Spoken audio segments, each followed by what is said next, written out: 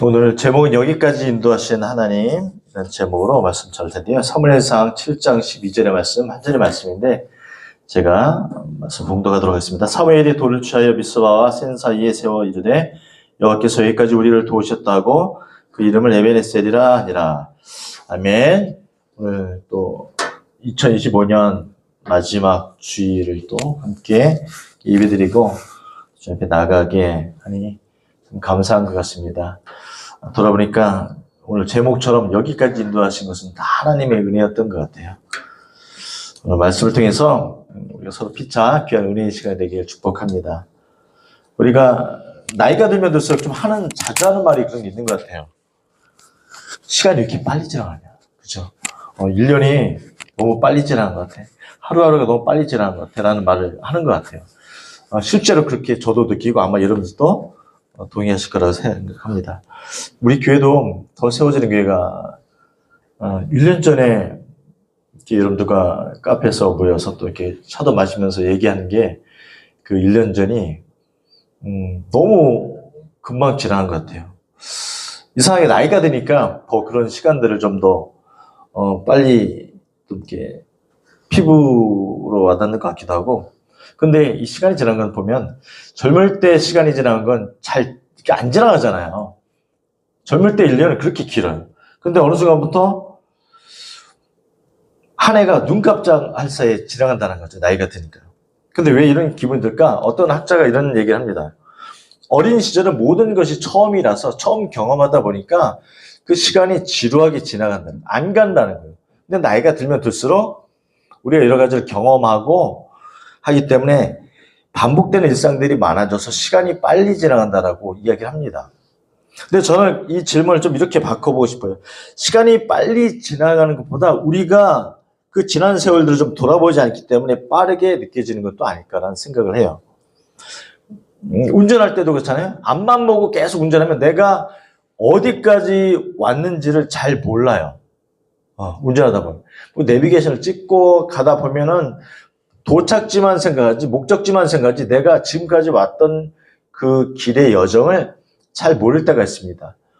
제가 연초에 춘천을 갔다 왔다고 했잖아요. 자전거 타고. 그 말도 안 되는 자전거 가지고. 그 왕복이 한 150km인데, 편도만 한 75, 85km 되잖아요. 저도 처음이다 보니까, 처음에 갈 때는, 즐거운 마음으로, 기쁜 마음으로 갔는데, 나중에 힘이 들어요. 한 40, 50km 가니까 힘이 들더라고요. 근데 중간에 가끔 쉬면서 제가 뿌듯함을 좀 느꼈어요. 목적지에 춘천에 도착할 때쯤 되면 보니까 내가 팔당에서 여기까지 어떻게 코스 왔지? 하면서 제가 내비를 찍은 거를 계속 이렇게 보면서 와요. 내가 이런 코스 왔구나. 이렇게 왔구나라는 것을 깨닫게 됩니다. 비로소 그렇게 실감한다는 거죠. 오늘은 25년도 마지막 주일입니다. 저는 너무 감사한 게 1년이 52주잖아요. 근데 52주의 이 주일을 한 번도 거르지 않고 하나님께 예배드렸다는 그 사실만으로 참 저는 놀랍고 감사한 일이다. 특별히 감사한 것은 우리 또 수김 집사님도 계시고 재현 성도도 지금 평택에 계시지만 거의 대부분 주일에 교회 오셔서 이렇게 함께 예배드린다는 거는 저는 이 쉬운 것은 아니라고 생각해요. 저야 사역자고 담임 목사니까 와서 당연히 주일날에 와서 예배드려야 되겠지만 이런데 개인적인 어떤 일들 때문에 주일날에 빠질 일들이 사실 많잖아요. 그럼에도 불구하고 이렇게 거의 대부분 오셔서 주일을 섬기고 주일 성수한다는 것은 너무나도 놀랍고 감사한 일입니다. 그래서 오늘 이 예배는 우리가 잠시 멈춰서서 우리 삶의 뒤를 좀 돌아보는 예배가 되었으면 한다는 생각을 하죠. 그리고 우리가 함께 고백해야 될 중요한 고백이 있습니다. 여기까지 인도하신 하나님. 여기까지 인도하신 하나님. 내 삶을 인도하시고 함께 하셨던 그 하나님께 우리가 감사하지 않을 수가 없다는 거죠. 그러므로 오늘 말씀 속에서 2026년도도 함께 인도하실 그 하나님을 깊이 알아가는 은혜의 시간이 되길 축복합니다. 먼저 우리가 사무엘상 7장 12절에 한 절만 딱 읽었기 때문에 과연 이 말씀이 무엇이야 라고 생각할 수 있을 거예요.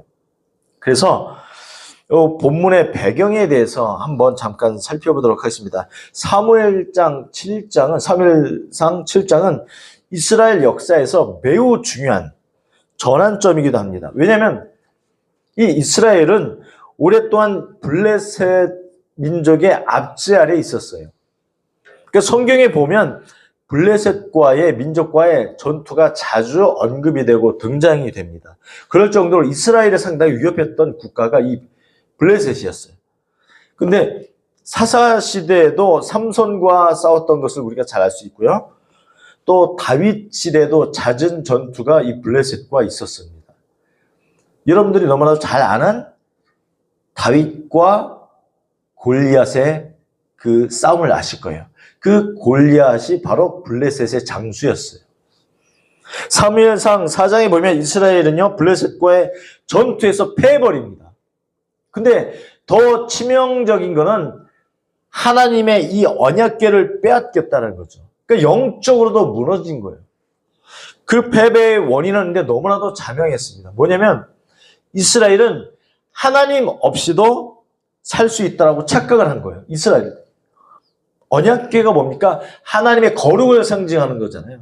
하나님의 거룩을 상징하는 이 중요한 언약궤인데 이들이요, 하나님의 임재를 상징하는 이 언약궤를 마치 승리를 보장하는 부적처럼 이용했다는 거죠. 그게 문제였어요. 더 큰 문제는 이스라엘이 회개하지 않았습니다. 회개하지 않았어요. 그러한 이스라엘 백성들에게 선지자 사무엘이 이렇게 외칩니다. 사무엘상 7장 3절의 말씀인데요. 사무엘이 이스라엘 온 족속에게 말하여 이르되 만일 너희가 전심으로 여호와께 돌아오려거든 이방신들과 아스다롯을 너희 중에서 제거하고 너희 마음을 여호와께로 향하여 그만을 섬기라. 그리하면 너희를 블레셋 사람의 손에서 건져내시리라. 무슨 말이냐면은 사무엘이 말합니다. 이스라엘 백성들에게 야, 너희들이 섬기는 지금 이방신들을 다 그것을 제거해 버려라. 그리고 너희들이 하나님께 돌아와야 돼. 그럴 때만이 블레셋 손에서 하나님 너희를 건져내실 거예요. 그러니까 사무엘의 요점이 뭐니까 핵심이 뭐예요? 우상을 버리고 하나님께 돌아오라는 거예요. 얼마나 어리석습니까? 이스라엘 백성들이 하나님만을 섬긴다는 것도 모자랄진데 그들이 소위 말해 양다리를 거치는 거예요. 하나님도 섬기고 이방신도 섬긴다는 거죠. 그러자 사무엘의 말을 들은 이스라엘 백성들이 회개하기 시작합니다. 너무 이게 뭐랄까요? 그나마 좀 안심인 거죠. 이들이 금식하며 울며 하나님 앞에 모여서 막 기도합니다. 그러자 하나님께서 다행히 그 이스라엘 백성들의 부르짖음을 들으셨어요. 그리고 이스라엘을 공격하려던 블레셋을 물리치십니다. 그때 사무엘이 한 행동이 오늘 본문이거든요. 사무엘의 말씀이. 이거 에코 좀 더 떨어뜨려 주세요. 사무엘이 한 행동이 오늘 본문 7장 12절의 말씀이에요. 돌 하나를 세우고 말합니다. 그게 이제 뭐냐면 여호와께서 여기까지 우리를 도우셨다. 이 에벤에셀이 그거든요. 여호와께서 하나님께서 여기까지 우리를 도우셨다. 이 돌의 이름이 바로 에벤에셀. 근데 에벤에셀이 구약 때 그 히브리어로 뭐냐면 에벤이 돌입니다. 돌이야 뜻이고 에제르라는 것이 도움이요. 그러니까 도움의 돌, 기억의 돌, 이게 합성어가 돼서 에벤에셀이 되는 겁니다. 여러분들 그 의리 알죠? 신원 에벤에셀, 기독교 기업, 신원 에벤에셀, 주일은십니다라고 해서 그것도 하나님께서 여기까지 도우셨다라는 의미로 그 기업에서도 이렇게 쓰는 거죠. 우리가 본문 구절의 고백에서 가장 중요한 문장이 있어요. 지금 PPT가 떠 있으면 참 좋을 텐데 본문 12절의 말씀 제가 다시 한번 읽어볼게요. 사무엘이 돌을 취하여 미스바와 센 사이에, 이게 지역 이름이에요. 미스바와 센 사이에 세워 그 중간에 돌을 세웠다는 거죠. 이르되 여호와께서 여기까지 우리를 도우셨다 하고 그 이름을 에벤에셀이라 하니라. 중요한 문장이 뭘까요? 우리는 보통 도우셨다라고 생각할 거예요. 하나님이 우리를 도우셨다? 물론 그것도 맞는데 그러나 도우셨다라기보다 여기까지가 중요한 핵심 문장입니다. 왜 여기까지가 중요할까요? 이 말 속에는 세 가지의 고백이 담겨져 있습니다. 첫 번째는 뭐냐면 여기까지 도우셨다는 고백인데 뭐냐면 여기까지라는 뜻이 뭡니까? 보통 그동안의 시간을 돌아보는 말 아닙니까? 그렇죠? 여기까지라는 것.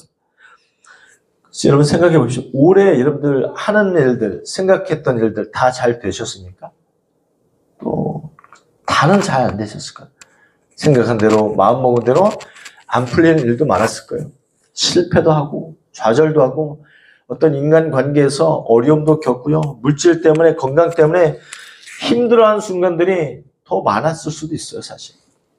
그런데 그럼에도 불구하고 우리가 지금 여기 예배 자리에 앉아있다는 사실 자체만으로 저는 하나님의 은혜의 증거라고 생각을 합니다. 그리고 여기까지란 말은요, 끝이 아니에요. 보통 여기까지라고 하면, 끝인가? 피니시인가? 라고 생각할 거예요. 하나님께서 여기까지만, 이 정도까지만 이라고 말하셨을까? 근데 그 뜻이 아니에요. 여기까지 인도하셨다는 것은 완료가 아니에요. 피니시가 아니라 이것은 여전히 진행 중인 상태라고 말씀드릴 수 있어요. ing. 아직까지 진행되었다는 말이죠. 이사야 46장 3절과 4절에서 하나님께서 우리에게 이렇게 말씀하십니다. 정말 이 말씀이 얼마나 위로가 되는지 한번 잘 들어보십시오. 그러니까 하나님께서 선지자 이사야를 통해서 이 말씀하신 거거든요. 3절과 4절의 말씀입니다. 야곱의 집이여 이스라엘 집에 남은 모든 자여 내게 들을지어다. 배에서 태어남으로부터 내게 안겼고 태에서 남으로부터 내게 업힌 너희여 너희가 노년에 이르기까지 내가 그리하겠고 백발이 되기까지 내가 너희를 품을 것이라. 내가 지었은즉 내가 업을 것이요 내가 품고 구하여 내리라. 무슨 말이냐면 하나님께서 우리가 태어나는 그때도 함께 하셨고 백발이 되어 노년이 될 때까지도 하나님 우리와 함께 하시고 구원해 주시겠다는 말이거든요. 함께 하여 주시겠다는 말이에요. 얼마나 감사합니까? 그 하나님께서 이제 다가올 26년 그 한 해도 계속해서 나와 내 가정, 내 일터, 내가 받는 모든 그 지경까지 하나님께서 함께하여 주신다는 거죠. 우린 종종 이런 생각을 해요. 야, 내가 더 잘하면 하나님께서 도와주시겠지? 믿음으로 온전히 살면 하나님이 지금보다 더 도와주실 거야. 더 잘 될 거야. 라고 생각합니다. 물론 틀린 게 아니에요. 맞아요. 그러나 하나님의 말씀, 성경은 이렇게 말해요. 우리가 연약할 그때, 우리가 아직 죄인 되었을 때 하나님이 우리를 붙드셨다. 무슨 말이냐면 내가 완벽하게 살아내지 않아도 불완전한 내 인생 가운데에서도 하나님 찾아오신다는 거죠. 세상의 기준처럼 내가 완벽해야만, 내가 잘해야만 하나님이 나를 도우시고 인도하신다는 건 아니에요. 내가 때론 죄인이었고 죄 가운데 살고 연약하고 부족하고 실수 많고 수많은 그 부족함 속에서 불완전한 인생을 살지라도 하나님께서 도우신다는 거죠. 그런데 여기까지 온 것은 내 잘난 맛이 아니고요. 내 능력이 아니고 내 경험과 내 실력이 절대 아니라는 거죠. 하나님이 저와 여러분들 자녀 삼아 주셨기 때문에 사랑하셨기 때문에 놓지 않으셨기 때문에 여기까지 올 수 있다는 것이죠. 두 번째는 하나님이 하셨다는 고백이 뭐냐면 우리가 주어가 바뀌어지는 신앙을 살아야 된다. 주어. 뭐냐면 사무엘은 전투에서 이렇게 말한 적이 없어요. 전투에서 이긴 후에 이렇게 말한 적이 없어요. 야, 우리가 열심히 싸워서 이긴 거 아니야? 블레셋과? 야, 우리 전술이 좋아서 이긴 거야. 우리가 무기가 좋아서 이겼어. 백성들이 단합해서 이겼고 우리가 이길만 해서 이긴 거야. 사무엘 절대 이렇게 말하지 않았다는 거죠. 사무엘이 분명히 말합니다. 여호와께서 하나님께서 도우셨기 때문에 이길 수 있었다라고 고백하는 거죠. 그래서 신앙의 성숙은 뭐냐면 문장의 주어가 바뀌어야 된다는 거죠. 제가 서두에서 말씀드렸습니다.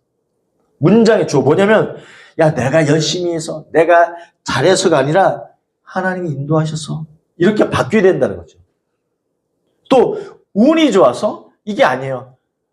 하나님이 은혜로 이렇게 바뀌어야 되고요. 어떻게 하여서 내가 그냥 이렇게 잘 된 거야. 이게 아니라 하나님께서 붙드셔서 그래 내가 여기까지 올 수 있었던 거예요.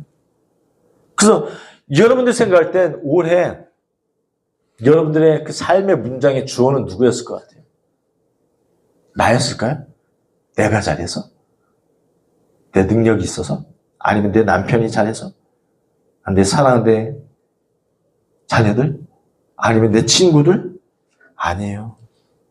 여러분들이 하는 모든 일에 주어는 오직 하나님됨을 잊지 아시길 바랍니다. 모든 것 다 하나님이 하신 거예요. 내가가 아니라 하나님께서. 이렇게 바뀌어야 될 줄 믿습니다. 세 번째는 앞으로도 도우실 그 하나님에 대한 믿음의 고백이 필요하죠. 에벤에셀이 뭐냐면 과거만을 위한 돌이 아니에요. 그러니까 이스라엘이 블레셋과의 전투에서 이겨서 그 기념으로 세운 돌이 에벤에셀이라고 말씀드렸잖아요.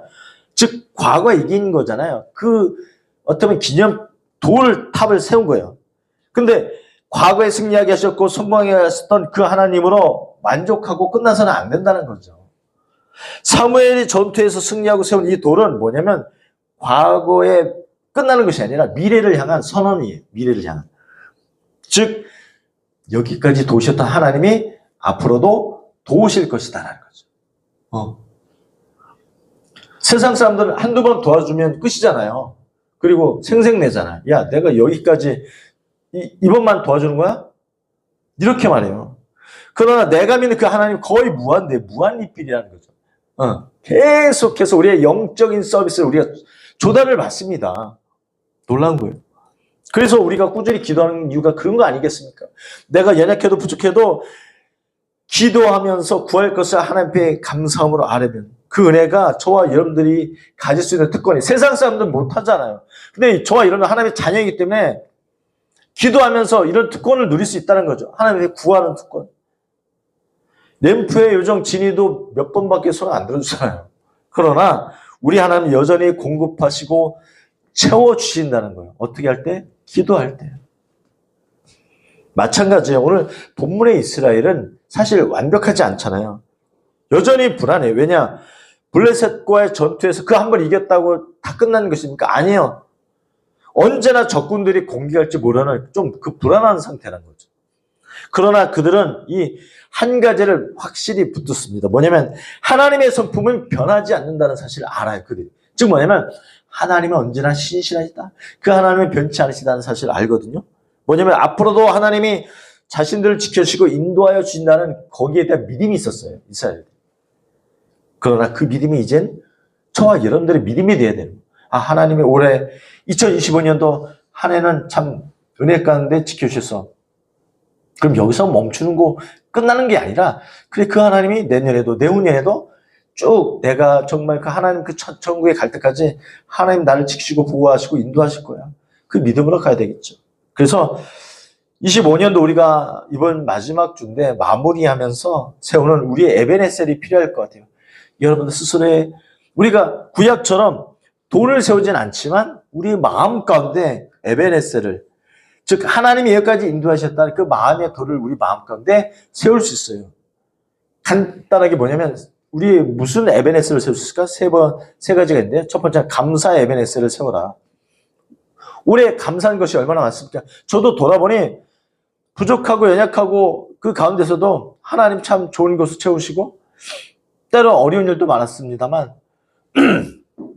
돌아보니 다 하나님의 은혜였던 건 부인할 수가 없다라는 거죠. 그래서 우리가 눈에 보이는 큰 응답뿐만 아니라 때로 우리가 포기하고 싶을 때도 있고요. 절망하고 좌절할 때도 있고 나 자신을 보면서 목 놓을 때 있잖아요. 막 그렇게 힘든 시절을 지나다가 다시 일어나게 하신 것. 그건 내 의지가 아니었다는 거죠. 내 힘으로 일어났던 게 아니에요. 보니까 그 모든 것이 다 하나님 은혜였다. 특별히 더 세워지는 교회를 세우게 하신 건 하나님 은혜예요. 그냥 제가 이제 부교육자 오래 했으니 이제 개척할 때가 돼서 개척한 건 또 절대 아닙니다. 그렇게 해서는 또 위험하고요. 어떻게 감사하게 정말 우리 사랑하는 성도 여러분들과 마음이 맞고 또 섬겨주시고 또 하나님의 때에 이르기 때문에 더 세워지는 교회를 세웠다고 저는 확신을 하거든요. 그래서 우리가 그 은혜와 사랑을 계속해서 기억하는 교회로 우리가 발전해야 되겠죠. 그래서 과거에 나를 안아주고 위로하신 것은 세상이 아니라 하나님이었다는 고백이 우리의 고백이 되어야 되겠죠. 그래서 감사는 기억에서 시작이 되거든요. 기억하지 않으면 감사할 수 없어요. 그렇잖아요. 그래. 그때 하나님이 날 도우셨지. 인도하셨지. 죽을 고비 가운데서도 그 하나님이 날 살리셨어. 그 감사는 기억에서 시작이 된다는 거죠. 두 번째는 회개의 에벤에셀을 우리 마음 가운데 세워야 된다. 에벤에셀은요, 승리의 자리였지만 이게 정말 중요합니다. 그 출발은 사실 회개였어요.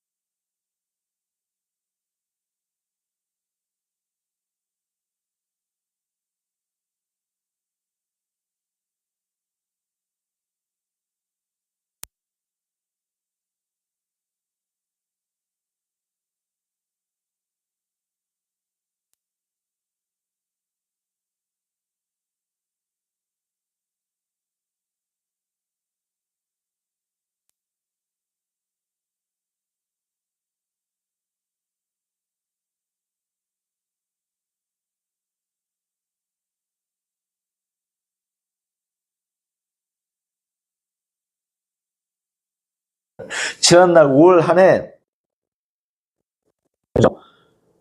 그리고 가셔서 기도하십시오.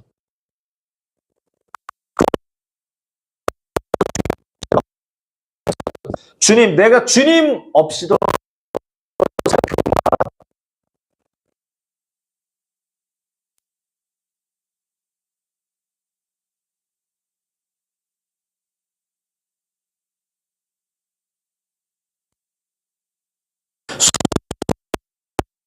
심어야 된다. 이제 다음 주 새해 첫 시작인데요.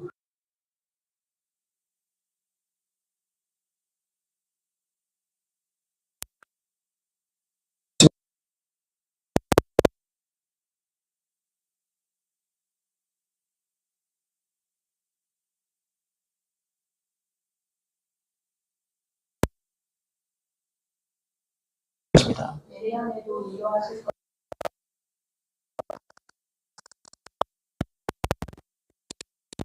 분명히 저와 여러분들의 삶 가운데 승리하는 하나님